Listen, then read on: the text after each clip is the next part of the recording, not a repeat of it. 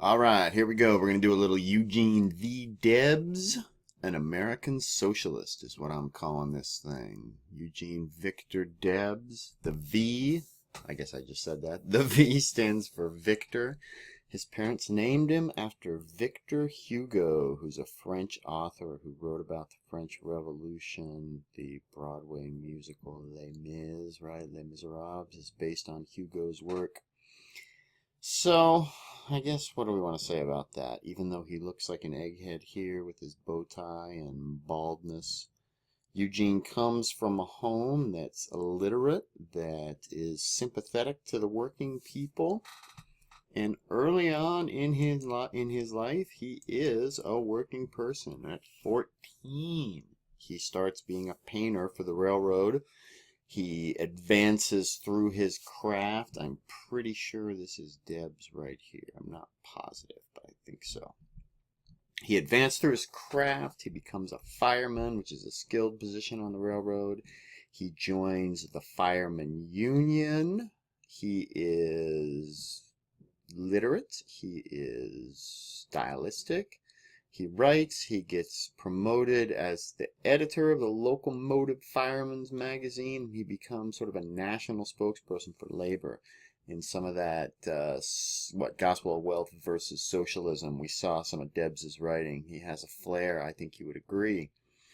Okay, so what do we have? We have a working man, American, who joins the unions. He joins a skilled union because that's one of the responses to the Great Strike of 1877. He gets married at dawn. He starts his new life with his new bride at dawn. He's idealistic. He also is a member of the Episcopal Church. That's his house. He's straight up middle class, right, by this point. He represents the working people. He was a former working person, but he's not a radical by any stretch at this point, okay? He's a Democratic candidate, and he gets elected to the state legislature for Indiana. Later on, he jokes that he's ashamed of that as he's going to jail. He gets thrown in jail during World War II for speaking out against the war.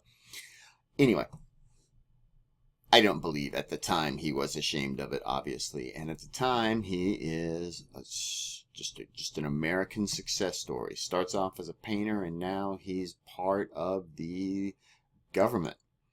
He forms a railroad union that's organized for all the workers, not just along craft lines. He has success against the Great Northern. Of course, the Great Northern runs across North Dakota, and there's not that many scabs out there. There's not that many people to come in and break the union. That's what you call. So if the union goes on strike and somebody comes in, the union workers call those people who work scabs. It's kind of a nasty term, obviously. So there's no people to break the strike up in North Dakota, and they successfully get the company to cave into their demands. And that's basically what unions and working men want. They want the capitalists to pay them better, give them better working conditions. Remember bread and butter unionism with, what's his bucket? Samuel Gompers. So he has this successful union, and then because of that success, he joins an ongoing strike against the Pullman Company. The Pullman Company makes fancy railway cars. If you were a really rich person back in the Gilded Age, you would have your own Pullman car. It'd be like this kind of Winnebago, Airstream, whatever you want to call it. I don't even know what to call those things. RV, big old motorhome, except for it's pulled on a train. Very luxurious. And the workers there wanted better wages, better working conditions, and some other things. The federal government in the Supreme Court the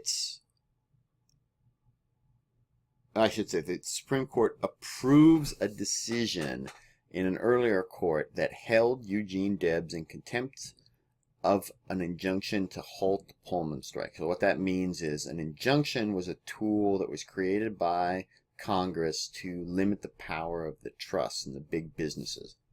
In this case, the law and the courts use it to break up the trust of the labor unions. They said the labor unions were colluding and making unfair business practices against the capitalist companies.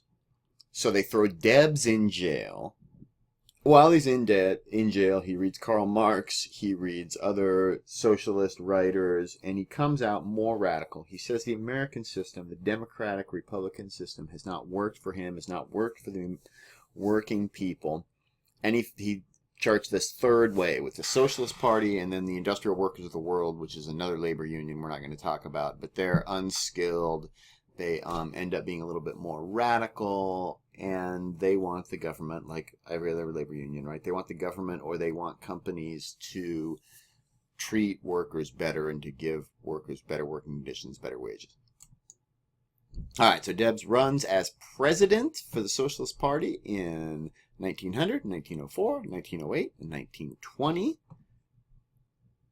There comes a time in America, and we call it the Progressive Era, when ideas of the government limiting the power of big business come into vogue. They become increasingly accepted. This cartoon is kind of fun. This is Teddy Roosevelt at the height of his power as president, and he's wearing the clothes of socialism. That's Debs, the socialist candidate, remember. And what Teddy has done with some of his policies is enacted socialist reforms in the American system. So he's taken Debs' clothes, and over here in the bushes is William Jennings Bryan, who is an early populist candidate, another third party, who wanted the government to intervene on behalf of farmers and working people. So anyway, Bryan says, he's hooked everything that belonged to me, and now he's gone off with the others. So both of these guys are naked in the bushes and in the pond, and TR has taken their policies and made them part of the American system.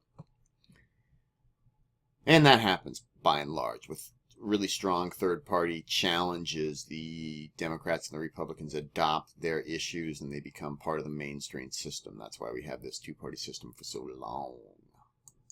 All right, what else do we got?